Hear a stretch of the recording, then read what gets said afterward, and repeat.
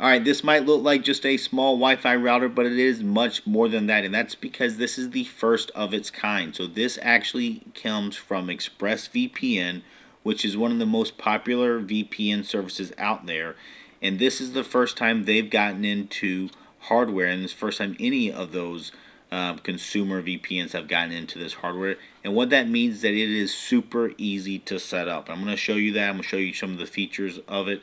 But I will say VPNs are not new, and putting them on routers is not new. But the problem in the past is that you had to figure out if your specific router supported a specific VPN, and then you had to go figure out how to get it configured. And some were harder or easier than others, but none of them were seamless like this one is. So this one is plug and play, gets you ready in 5 minutes. You do need an ExpressVPN account, and that is paid service for VPN.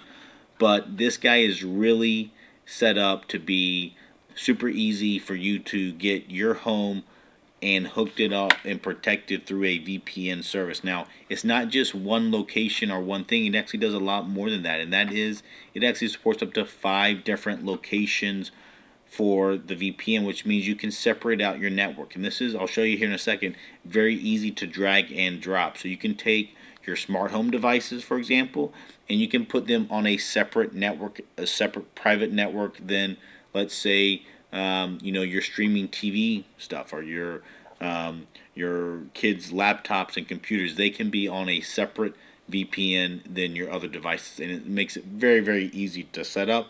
It does support gigabit internet, so it can do fast speeds here.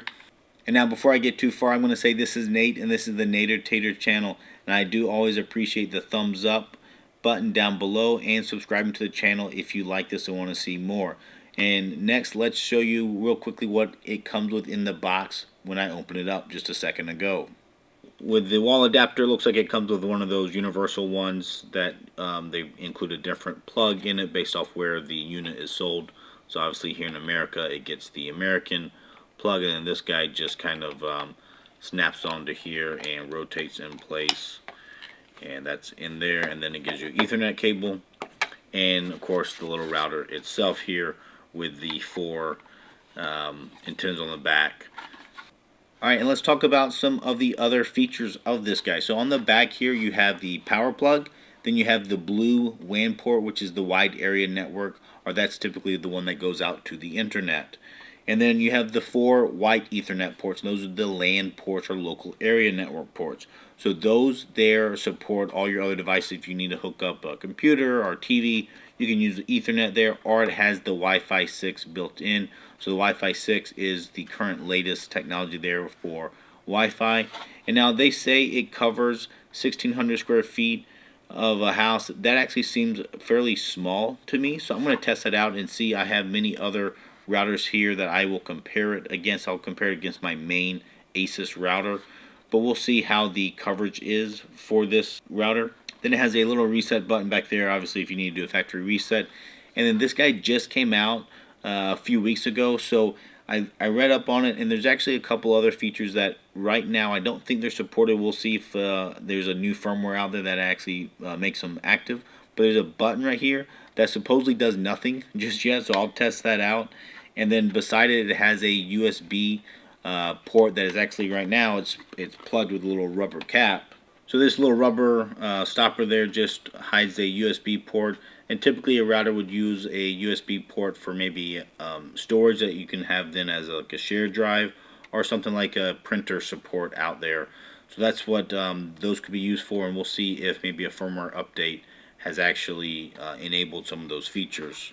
Okay, other than that, it looks like a fairly simple Wi-Fi router, so let's just plug it in and see what it does as far as the setup goes. Okay, so the instructions tell you to just power it up, and then for you to connect to the Wi-Fi of here, and you can do that by scanning the QR code on the bottom of the router, or you can do it manually based off what's on the sticker on the bottom, and then go to expressvpnrouter.com, which doesn't actually go out to the internet. It actually is the address that will connect to this router, and then you can start to follow the on-screen instructions for setting that up. So let's do that right now.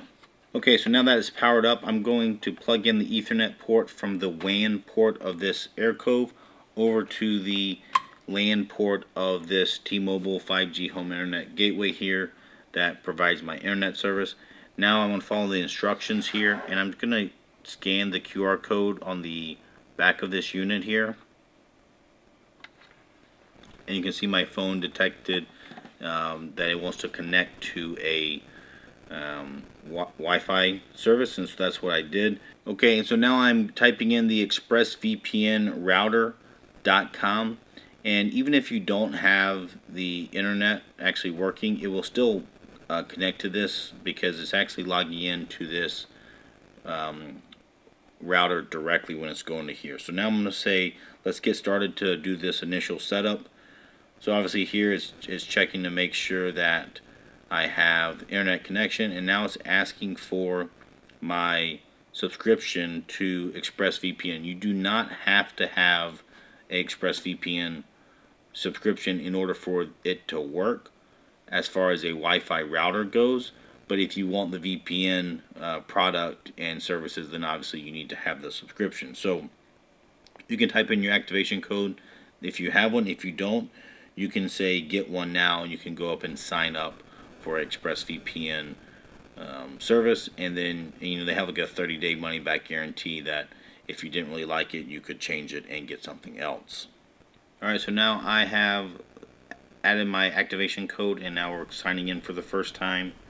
And you can decide if you want to help give them information as far as if it crashes or it's supposed to be all anonymized. You can decide if you want to give that or not. And then here you can now set up your Wi-Fi network to make it something unique if you want to. And here you can set up what your admin password is.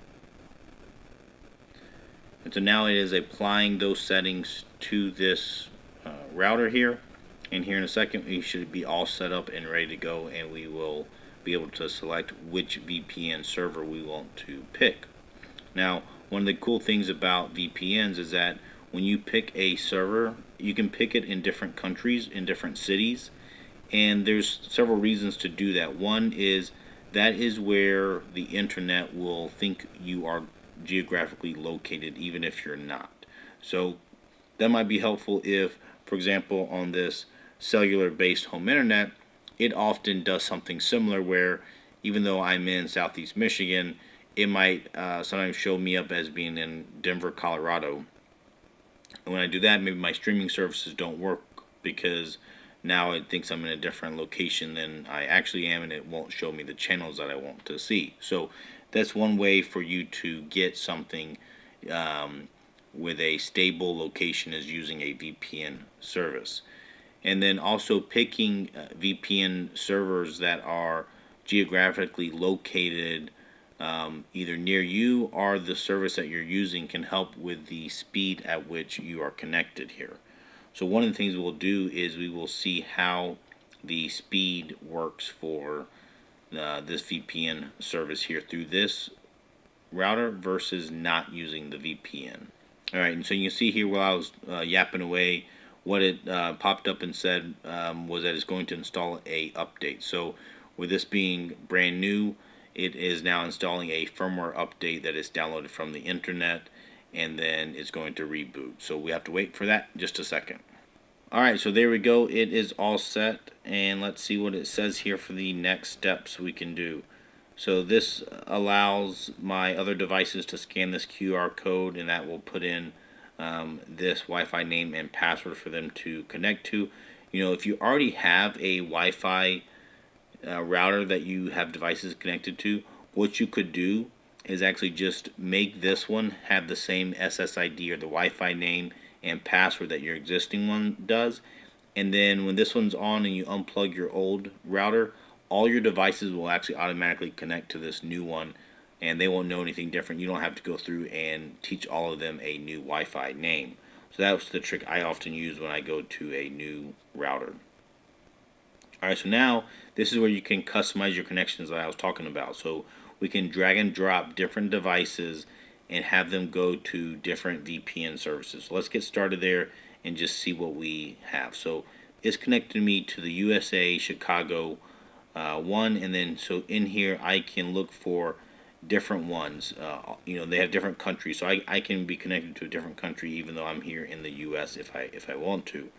So in here, let's go in here and look and just see what there is. There is New York, Washington, Seattle, Dallas, Phoenix, Los Angeles, San Francisco. So these are all the different ones that I could be connected to. And so I'm going to stay on the Chicago one for now. And you can see that I only have this one device. But if I had another device, I can add another group here. So this is let's do, a smart home one. So now I've making a smart home VPN, and I could just drag and drop these different devices from one to the other, and now I am moving devices over into these different groups. So you can pick a different VPN server location for those different groups if you want to. Alright, so let's go in here and just look at some more information here. This is telling me what my device name is, the IP address, and the MAC. Alright, and so I'm going to keep showing you some of these features here. You can get the same set of features on a computer with like a web browser, and it's the same thing. You go to ExpressVPNRouter.com on a computer that's connected to this Wi-Fi, and you'll get this same screen, or obviously very similar to it, but it'll be desktop formatted. So now in here is where you can go through these different options. Obviously you have your VPN account and your VPN preferences that you can set up as far as what type of VPN protocol they are using. And then you can go in here to the network settings, and we can go to the Wi-Fi settings. This is where you can have the Wi-Fi enabled or disabled, and you can also separate out the 2.4 gigahertz and the 5 gigahertz Wi-Fi. By default, Wi-Fi 6 lumps them together. It will be the same Wi-Fi name on all your devices, but then your device and the router will do a handshake to determine which band is the best for it to connect to, either the 2.4 or the 5. If you like to separate your devices out, you can just hit this toggle button right here, and you can change the 2.4 and the 5 gigahertz name, which you can see here it added the 5 gigahertz at the end, and that's how you could set that up. Alright, and then there are advanced settings down here, and so this is really for picking a specific channel on either the 2.4 or the 5 gigahertz, and if you wanted to change the channel bandwidth. And so that sometimes is needed for compatibility with older stuff, like not being at 80 megahertz, but instead of being at 40. But those are settings that you might have to play with if you have a specific need. Otherwise, I would leave them at the default there. And then you can hide the SSID so it's not broadcast around to neighbors and others. And then you can enable the WPA3 security, which is the highest level of security that these devices have for Wi-Fi. But they default, I think, on WPA2 because it's much more popular and supported with all of your devices. A lot of the devices still don't support the WPA3 protocol. Alright, so next we have internet settings. There's not a lot to this. This just tells you that we're hooked up through wired Ethernet, and then it's getting its IP address listed there through the DHCP method, and then you could change that to a PPOE if you needed to for your specific ISP or setup. Next, you have local network settings. This is where you can set up what the IP address is of this router itself, as well as what the IP address range is of all the devices that are connected to it right here.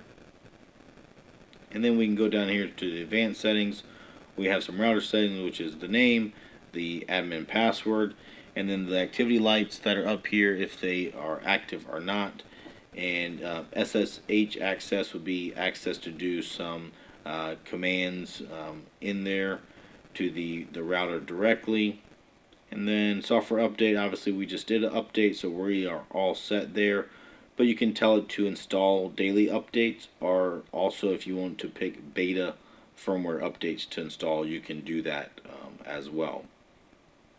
Backup and restore would be a great thing to do after you get it all set up and you have all your different VPNs and devices and Wi-Fi names and all that kind of stuff set up.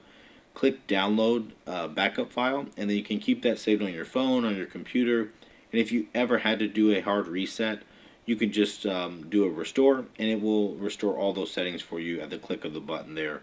So that's always a great thing to do. Port forwarding, it does support it, but note that by default the port forwarding will not be protected through the VPN, so that would get kind of routed around the VPN. But you could go in here and add a description, what device it's going to, what's the internal and external ports that it's going to forward, and then what's the protocol there between TCP and UDP. Alright, dynamic DNS. If you know what that is, then you kind of know what it means, but basically it gives you a address that you can use anywhere out on the internet that will always be connected back to your public IP address for your house and for, you know, or wherever this router is attached to. So then you got help and support tools that are here. You have support, which ExpressVPN, I've heard really good things about their support. I haven't had to use it just yet, but they have the live chat there. They have email support, but then they have some other tools in here which are kind of neat. One's a IP address checker, so this is where you can check what your IP address is appearing to be out on the public side, as well as do some tests like DNS leak test and a WebRTC leak test. So those might be useful if you have a specific problem, or perhaps if you're talking to support, they might need to see that, or these diagnostic information and diagnostic logs that you can save and download as well. Alright, and then at the bottom there, the other options they have is a reboot the router and share Wi-Fi access. So this is where you get a QR code that you could then have other devices, phones, namely tablets, that kind of stuff, scan to get this Wi-Fi name and password.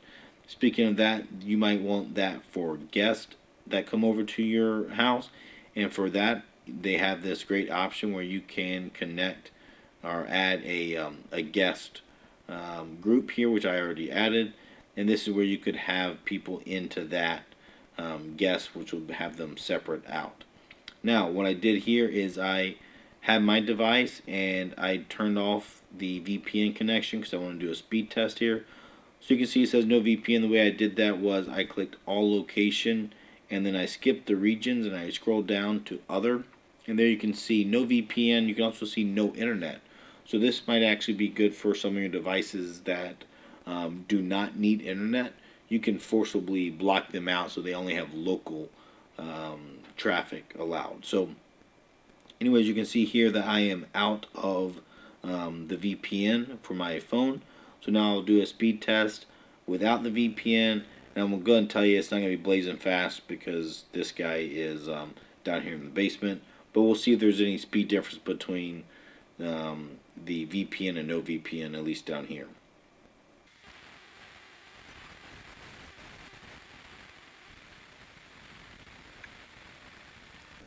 Okay, so there we go.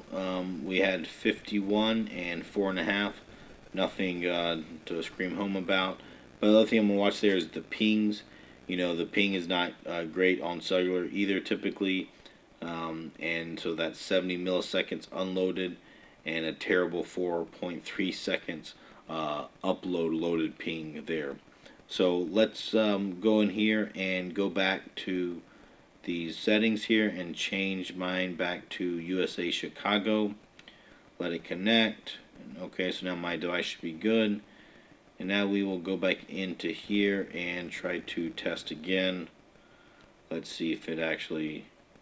Alright, so I just restarted speed test so I can make sure that I got a fresh read on what my server is. Now, of note, you can see it's a new server, and there are some downsides. Obviously, different servers do have some different speeds out there, but let's just test what speed test thinks is the best out there. So shockingly, I'm actually getting better speed here with this VPN connected. My unloaded ping is actually better as well. My loaded download ping I think is a little bit worse, and we'll see what my upload loaded ping is like. My jitter is better as well.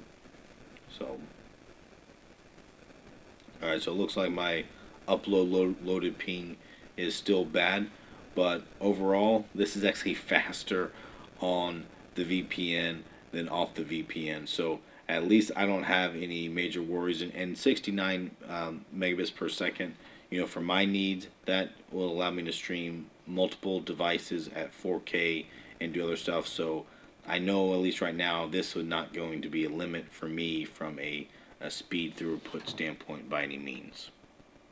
So in order to get an idea of the range, I did a quick test with my phone app and walked around. So my house footprint is 2,500 square feet, and this is not quite in the center of that, but it's slightly offset to one side, but more or less in the center of that 2,500 square feet. And I was able to fully get Wi-Fi throughout all that 2,500 square feet. It did start to get weak towards the far corners, but my speed really almost stayed close to the same. I think the Wi-Fi speed was being reported at like the 200 to 300 megabits per second range, so faster than my WAN speed. So my internet speed wasn't being affected yet because my Wi-Fi was able to keep up with it still. But I will say that I was comparing it to what kind of coverage I get with this unit or one of my Asus units, and it is not as good as them. But for most homes, I think this will be perfectly adequate for a 2,500 square foot home or even more. I did go upstairs to the first floor to see where it covered it, and above me, all around there, it obviously covered it. But in the far corners of the house, on the first floor, it did drop the signal, and I could not get the speed. But it still covered, over 4,000 square feet is what I saw that it covered, and it has range outside as well from here. So certainly more than the 1,600 square feet that is advertised in there, which is kind of shocking because normally I see those numbers be a little too optimistic.